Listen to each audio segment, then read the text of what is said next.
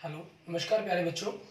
मैं Vijay Bansal, math lecturer, Jakhal block, district Fatehabad से, Haryana education department. आज हम अपनी मैथ की क्लास के अंदर कुछ सीखेंगे। हाँ जी प्यारे बच्चों, आज जो हम करेंगे हमारे पास हमारी क्लास 9th का, ठीक है, हमारी जो चैप्टर 13 चल रहा है, ठीक है, उसकी एक्सरसाइज 13.2 चल रही है। इसके अंदर हम पहले 4 क्वेश्चन ऑलरेडी कर चुके हैं और आज हम जो स्टार्ट करेंगे हमारे पास हमारा 5वां क्वेश्चन स्टार्ट करेंगे, ठीक है, जिसके अंदर हम अपने बेलन के आयतन के बारे में आगे क्वेश्चनों के बारे में पढ़ेंगे। आप देखिए 5वें क्वेश्चन में आपको क्या कह रहा है, ये कहना किसी बेलनाकार स्तंभ का जो व्यास है, ठीक है, हमें व्यास दिया गया है 50 सेंटीमीटर। मैंने आपको जैसे पहले भी बताया है, आप यहाँ पर अगर पूरा लिखना चाहें तो आप पूरा भी लिख सकते हैं। जैसे यहाँ तक हमने अकेला व्यास लिखा तो वो भी चल जाएगा आपके पास, कि हमारे पास बेलनाकार स्तंभ का व्यास, ठीक है, यह अकेला व्यास लिखें, उसमें कोई फर्क नहीं है, वो एक ही बात है। व्यास दिया गया है तो आपको त्रिज्या ज्ञात करनी होगी, ठीक है। त्रिज्या आपके पास क्या हो जाएगी, व्यास की आधी, जिसको हम आर से लिख लेंगे। 50 का आधा हमारे पास क्या हो जाएगा, 25 सेंटीमीटर। आप जो मात्रक है हिंदी में लिखें, इंग्लिश में लिखें, जैसे मर्जी लिख सकते हैं। उसके बाद हमें क्या कह रहा है, इसकी ऊंचाई दे रहा है हमें, ठीक है, जो स्तंभ है इसकी ऊंचाई कितनी दे रहा है हमें, 3.5 मीटर, ठीक है।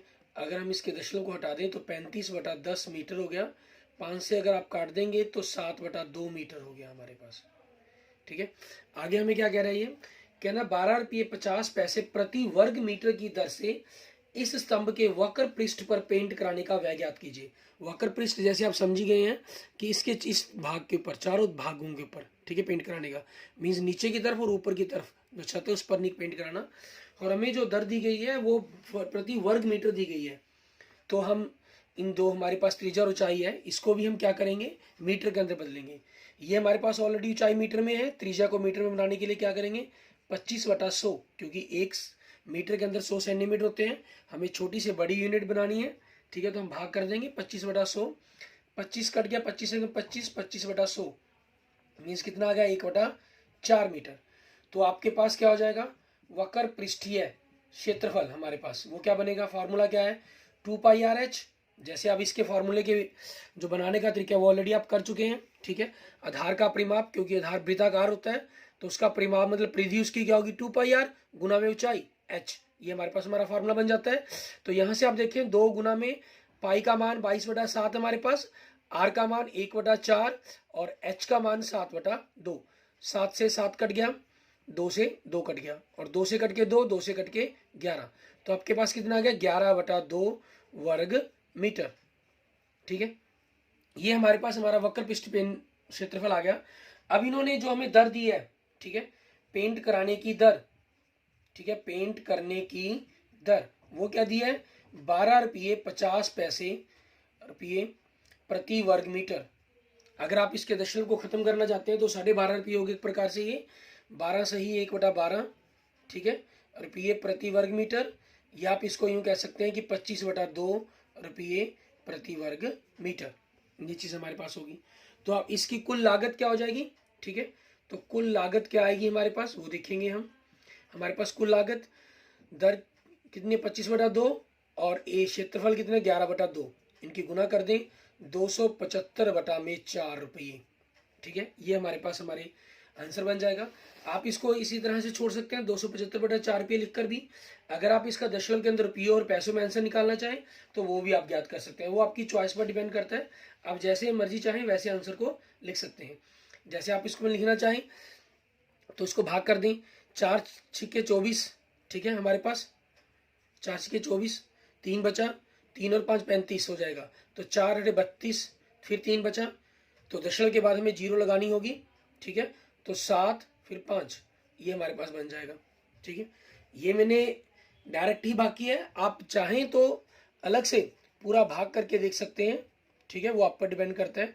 6×24, 3 ऊपर से 5 उतारा, 3×8=32, 3 दशमलव के बाद अब कोई हमें क्या करना होगा, 0 लगाकर उतारना पड़ेगा, तो 4×7=28, दशमलव का यूज हो गया, 2 फिर 0 उतारी, 4×5=20, ठीक है, 5। अच्छा, तो पैसे क्योंकि 2 अक्षरों तक ही होते हैं तो आपने मैक्सिमम 2 अक्षरों तक ही यूज करना है दशमलव का भाग, ठीक है। अगर यहाँ पर आपका शेषफल 0 ना बचता, मीन्स का क्रॉस या 0 ना बचता, तब भी आपको आगे इसको भाग नहीं करना था, ठीक है, और यहीं तक क्वेश्चंस को छोड़ देना था। क्लियर। उसके बाद देखते हैं हमारे पास हमारा नेक्स्ट क्वेश्चन, क्वेश्चन नंबर 6। इसमें हमें क्या कह रहा है, ये हमें कह रहा है कि एक लंबवृत्तीय बेलन का वक्र पृष्ठीय क्षेत्रफल आपको दिया गया है, ठीक है। यदि बेलन के आधार की त्रिज्या दी गई है तो उसकी ऊंचाई ज्ञात करें, क्या होगी। क्वेश्चन नंबर 6 बड़ा ही सिंपल सा क्वेश्चन दिया गया आपको, ऊंचाई दी गई, सॉरी ऊंचाई पूछी गई है, ठीक है, h हमने मान लेते हैं, ठीक है, और त्रिज्या हमें दी गई है कितनी, 0.7 मीटर, ये भी आपके पास मीटर में हो जाएगी। और उसके बाद इसका वक्र पृष्ठीय क्षेत्रफल वो हमें दिया गया 4.4 वर्ग मीटर।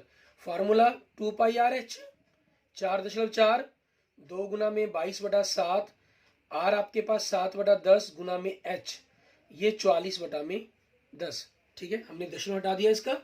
उसके बाद देखते हैं इसका h का मान क्या होगा हमारे पास, 44/10, आप यहाँ से 7 से 7 काट सकते हैं, 10 ऊपर चला गया और 2 गुना में 22 नीचे, 10 से 10 कट गया, 22 दूनी 44, 2 से 2 कट गया, कितना है हमारे पास 1 मीटर, ठीक है। ये हमारे पास हमारे क्वेश्चन का आंसर बन गया। उस लंबवृत्तीय बेलन का, ठीक है, आपके पास क्या आ गया, ये एक ऊंचाई आ गई हमारी 1 मीटर।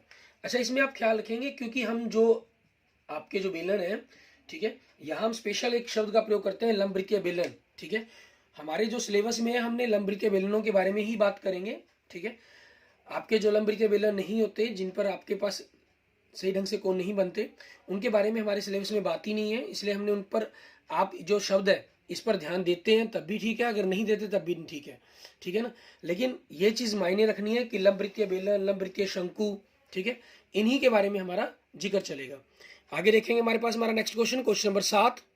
क्वेश्चन नंबर 7 में हमें देखिए क्या दे रहा है, ये हमें कह रहा है कि एक किसी वृत्ताकार कुएं का आंतरिक व्यास दिया गया हमें 3.5 मीटर, हमें वृत्ताकार कुएं का व्यास दिया गया, ठीक है, कुएं का आंतरिक व्यास, ठीक है, उसका बाहरी व्यास तो हमारे नहीं होगा ही नहीं, वो कितना दे रहा है 3.5 मीटर। मीन्स अगर हम दशमलव को हटा दें तो आप, क्योंकि दशमलव को हटाकर 7/2 पीछे कर चुके हैं, तो वो चीज़ रहेगी, सीधा 7/2 भी लिख सकते हैं, 3.5 हमारे पास, ये दशमलव हटाकर आपके पास 35/10 आ गया, फिर 5 से कट के 7/2 मीटर आ गया। तो इसकी जो त्रिज्या हमारे पास वो क्या बन जाएगी आपकी, ठीक है, व्यास का आधा हो जाएगा हमारे पास 7/4 मीटर। और उसके बाद उसकी गहराई, ठीक है, गहराई क्या दे रहा है हमें, गहराई का मतलब हमारे लिए एक तरह की ऊंचाई होगी, अगर हम नीचे की तरफ से देखते हैं तो वो ऊंचाई होगी हमारे लिए h, वो कितनी दे रहा है हमें 10 मीटर। कहना ज्ञात कीजिए इसका आंतरिक वक्र पृष्ठीय क्षेत्रफल। सबसे पहले इसका आंतरिक वक्र पृष्ठीय क्षेत्रफल ज्ञात करने के लिए कह रहा है हमें आंतरिक वक्र पृष्ठीय क्षेत्रफल, ठीक है, क्योंकि आंतरिक त्रिज्या दी गई है इसलिए आंतरिक वक्र पृष्ठीय क्षेत्रफल नहीं निकलेगा। और कुआं है क्योंकि धरती के अंदर खोदा गया इसको, ठीक है, तो उसका बाहरी वक्र पृष्ठीय क्षेत्रफल तो बनेगा ही नहीं हमारे पास, क्योंकि हम उसको देख ही नहीं सकते उसके बाहरी हिस्से को। हाँ, अगर ये कोई मॉडल बनाया गया था तो हमें दिखाई दे जाता है ये, ठीक है। फॉर्मूले के तौर पर 2πr/h हो जाएगा हमारा, 2 22/7, r हमारी 7/4 और h 10, 7 से 7 कट गया, 2 दूनी 4, 2 से कट गया, 2 से कट के 11 दूनी 22, 11 को 10 से गुना किया 110 वर्ग मीटर, ठीक है। ये हमारे पास हमारे 7वें क्वेश्चन का आंतरिक वक्र पृष्ठीय क्षेत्रफल आ गया, जो इन्होंने ज्ञात करने के लिए कहा था हमें। उसके बाद हमें क्या कहा इन्होंने, आगे कह रहा है कि यदि 40 रुपए प्रति वर्ग मीटर की दर से इसके वक्र पृष्ठ पर प्लास्टर करना हो, मीन्स हमने जो कुआं खोदा है उसको अंदर से प्लास्टर करना है, तो उसका खर्चा क्या होगा, ठीक है। दर क्या दिया इन्होंने 40 रुपये प्रति वर्ग मीटर, ठीक है। तो हमारे पास प्लास्टर करने की कुल लागत, ठीक है, प्लास्टर करने की कुल लागत क्या होगी हमें उसके बारे में बताना है। प्लास्टर करने की कुल लागत क्या हो जाएगी हमारे पास, हमारी दर क्या है 40 रुपये और एरिया कितना है हमारा 110, ठीक है। ये टोटल हमारे पास बन जाएगा 11 जो कि 44 और 00 मीन 44 रुपये, 4400 रुपये हमारी कुल लागत आएगी उसको पेंट करने, सॉरी प्लास्टर करने की हमारे पास। क्लियर। इसके बाद देखते हैं हमारे पास हमारा नेक्स्ट क्वेश्चन, क्वेश्चन नंबर 8। उसमें हमें क्या कह रहा है, ये कहना गर्म पानी द्वारा गर्म रखने वाले एक संयंत्र में, मीन्स एक आपकी हीटर कह लीजिए कि ये, ठीक है, आपका जो वाटर हीटर की तरह हो गया ये, में 28 मीटर लंबाई और 5 सेंटीमीटर व्यास वाली एक बेलनाकार पाइप लगी होती है। जैसे आपने हीटरों में देखा होगा, वो इस तरह से हमारे पास पाइप की लाइंस बिछी होती हैं, तो बिल्कुल पतली सी पानी से गुजरने के लिए पाइप्स लाइंस रहती हैं आपकी, ठीक है। और आपका जो पानी है वो सारा का सारा टोटल उसके अंदर से गर्म होता हुआ, ठीक है, वो जो पाइप लाइंस है वो गर्म हो जाती हैं, जिससे वो अंदर के पानी को गर्म कर देती हैं। उसी चीज़ पर यहाँ पर कह रहा है ये, कहना 28 मीटर लंबाई और 5 सेंटीमीटर व्यास वाला एक बेलनाकार पाइप है। इस संयंत्र में गर्मी देने वाले कुल कितना पृष्ठ है, हमें वो बताना है। अब इसमें देखिए आपको दो तरह की यूनिट दी गई है क्वेश्चन नंबर 8 के अंदर, ठीक है। आपको जो लंबाई दी गई है, लंबाई मीन्स आपके लिए एक तरह से ऊंचाई होगी वो, ठीक है, उसकी, वो हमें क्या दे रहा है ये 28 मीटर। और उसके बाद जो उसका पाइप का व्यास है वो दे रहा है हमें, व्यास कितना 5 सेंटीमीटर। तो त्रिज्या हम ज्ञात करेंगे, त्रिज्या हमारी कितनी हो जाएगी 5/2 सेंटीमीटर, मीन्स व्यास का आधा हो जाएगा हमारे पास, ठीक है। अब हमें जो बताना है, आंसर बताना है, वो हमारे लिए क्या है कि हम दोनों अलग अलग यूनिट्स होगी, एक सेंटीमीटर में होगा, दूसरा मीटर में हो गया, ठीक है। तो दोनों में से हम चाहे सेंटीमीटर को मीटर में बनाएंगे या मीटर को सेंटीमीटर, एक चीज हमें करनी होगी इसके अंदर, ठीक है। वो आपकी चॉइस पर डिपेंड करता है कि आप जो मर्जी करना चाहें उस पर रिकॉर्डिंग कर सकते हैं। जैसे अब हमारे पास मान लीजिए हम छोटी से बड़ी यूनिट बना लेते हैं यहाँ पर 5/2 सेंटीमीटर को मीटर बनाने के लिए हमने 100 से भाग कर दिया, मीटर 5 से कट गया तो 5 एकम 5, 5 दूनी 10, 20, तो 1/40 मीटर, ये हमारी त्रिज्या आ गई, ठीक है। अब क्योंकि वक्र पृष्ठीय क्षेत्रफल ही निकलेगा, क्योंकि जो पाइप लाइन बिछी हुई है उसके इस भाग के गर्म होने से ही जो ऊपरला और लास्ट सिर है वो खाली है, क्योंकि अगर ओपन होंगे तभी वहां से पानी जाएगा और उधर से पानी निकलेगा, ठीक है। इसलिए इसका वक्र पृष्ठीय क्षेत्रफल ही ज्ञात करना होगा। ये हमें ध्यान देना पड़ता है हमेशा ही कि क्या चीज की बात की गई है, पाइप का, ठीक है, वक्र पृष्ठीय क्षेत्रफल। तो फॉर्मूला क्या हो जाएगा 2πRh, 2 गुना में 22/7, आर आपकी कितनी है 1/40 और h कितनी है 28। तो यहां से देखिए 7 चौके 28, ठीक है, 4 पे कट गया, 4 एकम 4, 10 पे कट गया, ठीक है। अब आपके पास आगे कर सकता है, लेकिन नीचे 10 आ गया तो लिखने में आसानी रहेगी। 22 दूनी 40/10 मतलब 4.4 वर्ग मीटर, ठीक है। ये हमारे पास हमारा क्षेत्रफल आ गया, वो सारा जहां से पानी गर्म होगा, मीन्स वो पानी को गर्म करने वाला क्षेत्रफल हमारे पास आ गया, क्लियर। इसके बाद देखते हैं हमारे पास हमारा नेक्स्ट क्वेश्चन, क्वेश्चन नंबर 9। उसमें हमें क्या कह रहा है ये, कहना ज्ञात कीजिए एक बेलनाकार पेट्रोल की बंद टंकी का पार्श्व या वक्र पृष्ठीय क्षेत्रफल जिसका व्यास 4.2 मीटर है और ऊंचाई 4.5 मीटर है, ठीक है। क्वेश्चन नंबर 9 है। इसके पहले भाग में कह रहा है हमें एक बेलनाकार पेट्रोल की बंद टंकी का पार्श्व या वक्र पृष्ठीय क्षेत्रफल, व्यास कितना दे रहा है हमें, व्यास दे रहे हैं 4.2 मीटर। तो त्रिज्या क्या हो जाएगी इसकी, त्रिज्या आर हमारे पास 4.2 का आधा हो जाएगा, मीन्स 2.1 मीटर। और इसकी ऊंचाई हमारे पास, ठीक है, ऊंचाई कितनी h 4.5 मीटर, ये चीज दी हुई है। अब इसका वक्र पृष्ठीय क्षेत्रफल की बात कर रहे हैं, वक्र पृष्ठीय क्षेत्रफल, तो 2πRh, 2 गुना में 22/7, आर 2.1 तो 21/10 होगी, h हमारे पास 45/10 हो जाएगी, दशमलव हटा दिया हमने, 7 × 21, 3 पे कट गया। अब इनके देखिए हम 45 दिए हमारे पास 135, 45 दिए 135, 135 दूनी 270, 270 को हमने 22 से गुना करना है, 22 0 का 0, 22 सतह हमारे पास, ठीक है। ये 2 से आप गुना करना चाहे तो डायरेक्ट 2 से भी कर सकते हैं, और 22 से जब डायरेक्ट गुना करना चाहे तो आपकी वो चॉइस पर डिपेंड करता है, आप डायरेक्ट y से भी कर सकते हैं जैसे मैं कर रहा हूँ, ठीक है। इसलिए हमारे पास जैसे 22 सतह हमारे पास 154 हो गया, हासिल 15, 22 दूनी 44, 44 और 15 59, 5940 बटा में 10 गुना 10 मीन 100 हो गया, 0 से 0 कट गई, तो 10 के कारण एक दशमलव पीछे से एक अंक छोड़ के दशमलव लगा देंगे, 59.4, ठीक है, वर्ग मीटर। ये हमारे पास हमारा आंसर बन जाएगा, क्लियर। अब इसके सेकंड भाग में क्या कह रहा है आपको ये, वो देखें। इसके सेकंड भाग में ये कह रहा है इस टंकी को बनाने में कुल कितना इस्पात लगा होगा यदि कुल इस्पात का 1/12 भाग बनाने में नष्ट हो गया हो। ठीक है, यहाँ हमें सबसे पहले तो कुल पता करना पड़ेगा। ठीक है, कि इसका कुल पृष्ठीय क्षेत्रफल कितना होगा, क्योंकि इन्होंने कुल पर कह रहा है कि बनाते हुए हमारे पास वेस्ट हो गया। ठीक है, 1/12 भाग। तो हमें सबसे पहले तो इसका जो बनता है हमारे पास क्या चीज़, कि कुल पृष्ठीय क्षेत्रफल कितना बनता है वो ज्ञात करेंगे हम। इसका कुल पृष्ठीय क्षेत्रफल तो क्या हो जाएगा, वक्र पृष्ठीय क्षेत्रफल प्लस, ठीक है, 2 गुना में वृत्त का क्षेत्रफल, ये चीज हमारे पास।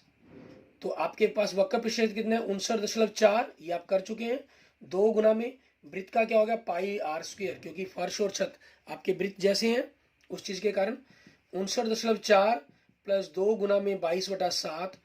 आर आपकी त्रिज्या कितनी है, 21/10 गुना में 21/10। इसको इससे काट देंगे, 7×21, 59.4 प्लस हमारे पास ये चीज हो जाएगी हमारी। ठीक है, अब हम इनकी गुना करेंगे। 21 ये 63, 63 दूनी 126, 126 को हम 22 से गुना करेंगे। 126 को 22 से गुना करें, 22 छिके हमारे पास 132, हंसल 13, 22 दूनी 44, 44 और 13 57, हंसल 5, 22 से कम 22, 22 और 5 27। तो 27 बटा नीचे क्योंकि 10 गुना 10 है, तो ये 27.72 आ जाएगा हमारे पास। पीछे से 2 अंक छोड़ के लिख दिए हमने। ठीक है, अब इन दोनों को जोड़ना है हमें, 59.4 और 27.72। दशमलव के बाद 2 अंक है, तो इनमें भी 2 अंक करेंगे तभी आपके पास जुड़ेंगे। इनको जोड़ा गया 2, 4 और 7 11 हसल 1, 10 17 हसल 1। ठीक है, 87.12 वर्ग मीटर ये हमारे पास हो जाएगा। अब आगे क्या इसमें कहा क्या गया है आपको, ये कह रहा है कि इस टंकी को बनाने में कुल कितना इस्पात लगा होगा। ठीक है, हमें वो पता करना है। यदि कुल इस्पात का 1/12 भाग नष्ट हो गया, ठीक है, मीन्स जो आपके पास बचा वो ये भाग हो गया हमारे पास। ठीक है, और 1/12 भाग तो नष्ट ही हो गया। ठीक है, हम क्या करते हैं, मान लेते हैं माना कुल इस्पात x वर्ग मीटर मान लेते हैं। ठीक है, नष्ट हो गया, कितना नष्ट हो गया, इसका 12वां भाग। ठीक है, तो शेष कुल पृष्ठीय क्षेत्रफल जो हमारे पास बचा वो कितना होगा, x में से अगर आप x/12 घटाएंगे तो कितना हो गया, 11/12 x हो गया। ठीक है हमारे पास, और ये दिया किसके बराबर गया हमें, 87/12 वर्ग मीटर के। तो यहां से आपके पास x का मान क्या हो जाएगा, मीन्स कुल इस्पात x 87.12 गुना में आपके पास ये 11/12 हो जाके पड़ जाएगा 12/11। ठीक है, आप दशमलव हटाकर 100 लगा सकते हैं ताकि काटने में आसानी हो। ठीक है, उससे आपको कोई दिक्कत नहीं महसूस नहीं होगी। अब देखिए हमारे पास इसमें क्या रहेगा, आपके पास 11 से अगर हम इसको काटें, 11 7 77, 10 बचा 11, 11 9 99। ठीक है, आपके पास 2 बचा, 11 दूनी 22 गुना में 12 बटा में 100। अब 792 को हमें 12 से गुना करना है। ठीक है, आप इनको गुना करें तो देखिए 12 दूनी 24, हंसल 2 हमारे पास। ठीक है, 12 9 108, 12 दूनी 24 हंसल 2, 12 9 108 और 2 110। 110 का क्या होगा, 0, हंसल हमारे पास कितना होगा, 11, 12 से 84, 84 और 11 95, और बटा में 100 है तो पीछे से 2 अंक छोड़कर हम दशमलव लगा देंगे, 95.04 वर्ग मीटर। ठीक है, ये हमारे पास हमारा आंसर बन जाएगा। ठीक, कि इस कुल इस्पात इतना यूज हुआ है उसके अंदर, क्योंकि हमारे पास 1/12 भाग नष्ट हो गया था, बाकी जो बचा भाग हमारे पास वो हमारे कुल पृष्ठीय क्षेत्रफल के बराबर आ गया। ठीक है, तो वहां से हमने इसको कैलकुलेशन को पूरा कर लिया। आगे देखेंगे हमारे पास हमारा नेक्स्ट क्वेश्चन नंबर 10। इसमें हमें क्या क्या दे रहा है, ये क्वेश्चन नंबर 10 में कह रहा है, जैसे कहना आकृति में दिखाया गया, आकृति 13.12 में आप एक लैंप शेड का फ्रेम देख रही हैं। ठीक है, इसे एक सजावटी कपड़े को ढका जाना है, और इस फ्रेम के आधार का जो व्यास दिया गया है वो 20 सेंटीमीटर दिया गया है, और ऊंचाई आपको कितनी दी गई है, 30 सेंटीमीटर दी गई है। ठीक है, व्यास कितना दिया गया आपको, 20 सेंटीमीटर। तो मतलब जो त्रिज्या बन जाएगी हमारे लिए r, वो कितनी हो जाएगी, 20/2 मतलब 10 सेंटीमीटर। और उसकी जो ऊंचाई है, किसकी ऊंचाई है, यहाँ पर एक ख्याल रखें, ये हमें फ्रेम की ऊंचाई, लैंप शेड की ऊंचाई दे रही है। ठीक है, यहाँ हम थोड़ा सा लिखेंगे क्योंकि आगे इसके अंदर ऊंचाइयों में फर्क पड़ेगा, लैंप शेड की ऊंचाई, ठीक है, वो हमें कितनी दे रहा है ये 30 सेंटीमीटर। और कहना जो फ्रेम के ऊपर और नीचे हमने मोड़ने के लिए दोनों होल 2.5 अतिरिक्त कपड़ा भी छोड़ा जाता है। तो ज्ञात कीजिए कि लैंप शेड को ढकने के लिए कुल कितने कपड़े की आवश्यकता होगी। ठीक है, अब ढकने के लिए बात कर रहे हैं ये, ठीक है, ढकने के लिए हमारे पास, ढकने के लिए अतिरिक्त कपड़ा, ठीक है, अतिरिक्त कपड़ा हमने क्या किया, दोनों ओर, ऊपर और नीचे, ऊपर और नीचे छोड़ा गया 2.5 सेंटीमीटर। ठीक है, तो हमारे पास कपड़े की कुल ऊंचाई कितनी बन गई हमारे पास, कपड़े की कुल ऊंचाई हमें कितनी रखनी होगी, 30 सेंटीमीटर का लैंप शेड है, 2.5 सेंटीमीटर में ऊपर रखनी है, 2.5 सेंटीमीटर नीचे, 2.5 मतलब 2.5 सेंटीमीटर हो गया, 2.5 और 2.5 5 और 30, हमारे पास कितना हो गया 35 सेंटीमीटर हो गया। ठीक है, तो अब हमारे पास उसका क्या हो जाएगा, हमें क्या करना है, लैंप शेड को ढकने के लिए कुल कितने कपड़े की आवश्यकता होगी, कपड़े की कुल आवश्यकता क्या होगी। ठीक है, क्योंकि उसको ऊपर से कवर को डाला जाएगा। ठीक है, तो इसलिए हमारे पास ये एक प्रकार से वक्र पृष्ठीय क्षेत्रफल की तरह ही हो गया, क्योंकि ऊपर और फर्श को, छत को ढकने के लिए हमारे पास हमने 2.5 सेंटीमीटर ऊपर और नीचे कपड़ा अलग से छोड़ दिया, तो वो वक्र पृष्ठीय क्षेत्रफल की तरह ही काम करेगा, 2πRh। तो यहाँ से हमारे पास 2 गुना में 22/7, आर हमारे पास कितनी है 10, और एच कितनी है हमारे पास 35 सेंटीमीटर। 7 पंजे 35, 5 में कट गया, देखिए 5 दूनी 10, 10 को 10 से गुना करके 100, 100 को 22 से गुना करके 2200 मीन्स 2200 वर्ग सेंटीमीटर। ये हमारे पास उस कपड़े की का क्षेत्रफल आ गया जिसको आपने उसे पूरा कवर करना है। ठीक है, क्लियर। इसके बाद देखेंगे हमारे पास हमारा लास्ट क्वेश्चन इस एक्सरसाइज का, क्वेश्चन नंबर 11। उसके अंदर हमें क्या कह रहा है ये वो देखेंगे। क्वेश्चन नंबर 11 में देखिए आपको क्या कह रहा है, कहना किसी विद्यालय के विद्यार्थियों से एक आधार वाले बेलनाकार कलमदानों को गत्ते से बनाने और सजाने की प्रतियोगिता में भाग लेने के लिए कहा गया। प्रत्येक कलमदान को 3 सेंटीमीटर त्रिज्या और 10.5 सेंटीमीटर ऊंचाई का होना था। ठीक है, अब ये क्या कह रहा है, कलमदान, कलमदान का, कलमदान की त्रिज्या कितनी दी है हमें 3 सेंटीमीटर, और उसकी ऊंचाई मीन्स एच कितनी दी है 10.5 सेंटीमीटर। आप दशमलव हटाना चाहें तो बटा में 10 लगा दिया हमने, 5 से कट के 2, 5 से कट के 21, 21 बटा में 2 सेंटीमीटर। ठीक है, ये हमारे पास बन गया, उसकी ऊंचाई बन गई, किसकी, एक कलमदान की है ये। अब विद्यालय को इसके प्रतिभागियों को गत्ता देना था, इसमें 35 प्रतिभागी थे, तो विद्यालय को कुल कितना गत्ता खरीदना होगा। अब यहाँ पर हमें एक चीज का खास विशेष ध्यान देना होगा, जैसे हम इस पेन कैप को देख रहे हैं, आपको इसके अंदर अगर पेन डालना है, हमने इसके अंदर पेन को डालना है, तो इसके एक सिरे को तो हमने मुंह खोलना होगा, और दूसरी तरफ से हम क्या करते हैं, सिरे को बंद करते हैं इसके। ठीक है, तो अब वही चीज की जाएगी यहाँ पर गत्ते के, जब हमने कोई कलमदान बनाना होगा, उसके नीचे की तरफ तो गत्ता लगाया जाएगा, लेकिन ऊपर की तरफ नहीं लगाया जाएगा। तो आपके पास क्या रहेगा, एक कलमदान बनाने के लिए, एक कलमदान बनाने के लिए गत्ते की आवश्यकता कितनी होगी, एक तो हमारे पास वक्र पृष्ठीय क्षेत्रफल हो गया, उसके चारों तरफ लगेगा गत्ता, और एक फर्श पर लगेगा, फर्श वृत्त के रूप में होगा तो πr²। ठीक है, और अब आपके पास यहाँ पर अगर हम देखें, आप यहाँ से कुछ कॉमन निकालना चाहे कॉमन निकाल सकते हैं, कैलकुलेशन करना चाहे सिंपल कैलकुलेशन कर सकते हैं, 2 बटा में 22/7। ठीक है, आर आपके पास कितनी है हमारी 3, गुना में एच कितनी है 21/2, प्लस 22/7, आर आपकी कितनी है 3 गुना में 3। यहाँ से आप कैलकुलेशन कॉमन निकाल लेते हैं, 22/7 हमारे पास। ठीक है, वहीं से हम क्वेश्चंस को आगे करेंगे। ठीक है, इसमें हम कॉमन निकालने पर हमारे पास क्या होगा, हम सिर्फ अपनी कैलकुलेशन को थोड़ा सा इजी करने के लिए आप यहाँ पर भी कैलकुलेशंस कर सकते हैं, उसके बाद इनको जोड़ घटा सकते हैं, वो आपकी चॉइस पर डिपेंड करता है। मान लीजिए आप नहीं करना, कॉमन निकालना चाहते हैं, ठीक है, तो देखिए उस तरीके से आप कैसे कैलकुलेशंस कर सकते हैं। 2 से 2 काट लेते हैं, और 22/7 हमारे पास, ठीक है, दोनों में ही आपके पास कॉमन यहाँ पर आप देखिए 2 से 2 कटकर कॉमन निकालना भी आपके लिए इजी दिखेगा थोड़ा सा। 22/7 कॉमन निकाला, उससे क्या होगा, सिर्फ कैलकुलेशन ईजी हो जाएगी। 21 ये 63 बचा आपके पास, और यहाँ 3 3 9 बचा। तो 22/7 गुना में 63 और 9 72, ये आपके पास वर्ग सेंटीमीटर।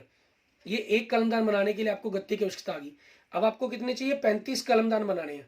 ठीक है, 35 कलमदान के लिए गत्ते का क्षेत्रफल, तो क्या हो जाएगा, 35 से आप गुना कर दें, 22/7 गुना में 72, 7 से कट जाएगा, 7 पंजे 35 हमारे पास आ गया। अब इनकी गुना कर दें, 32 पंजे हमारे पास, 72 पंजे 360 हो गया। ठीक है, 72 पंजे 360, उसको किससे गुना करना है, हमने 22 से गुना करना है। हम इसको 22 से ही गुना कर देंगे हमारे पास। ठीक है, 72 पंजे 360, 22 से, 22 0 0, 22 छिके हमारे पास 132, हासिल 13, 22 छिके 22 दिए, सॉरी 22 दिए 66, 66 और 13 79, तो हमारे पास कितना आ गया, 7920 वर्ग सेंटीमीटर। ठीक है, ये हमारे पास कुल 35 कलमदान जो बनाए जाने हैं बच्चों के द्वारा, उनके लिए कुल कितने गत्ते की आवश्यकता होगी, वो क्षेत्रफल आ गया हमारे पास। ठीक है, okay, thank you students, thank you friends. आपको मेरी वीडियो अच्छी लगी है तो इसको लाइक करें। किसी भी प्रकार की प्रॉब्लम के लिए आप मुझे कमेंट करेंगे। ठीक है, और अपने हम नेक्स्ट लेक्चर के अंदर हम शंकु के बारे में पढ़ेंगे। ठीक है, शंकु के बारे में अपनी जानकारी लेंगे उसके, लेकिन हमारा जो चलेगा शंकु का वो क्षेत्रफल के बारे में ही रहेगा। हम जैसे जानते ही हैं 13.4 तक हम क्षेत्रफल के बारे में ही पढ़ेंगे। 13.3 है वो शंकु पर रहेगी हमारी। जो 13.4 एक्सरसाइज है वो हमारी गोले और अर्धगोले पर रहेगी। ठीक है, गोले और अर्धगोले पर हमारे पास हम पढ़ेंगे उनके क्षेत्रफलों के बारे में। Okay, thank you students, thank you friends. आपने अगर मेरे यूट्यूब चैनल को नहीं लाइक किया है तो नहीं सब्सक्राइब किया तो उसको सब्सक्राइब करें। Okay, thank you.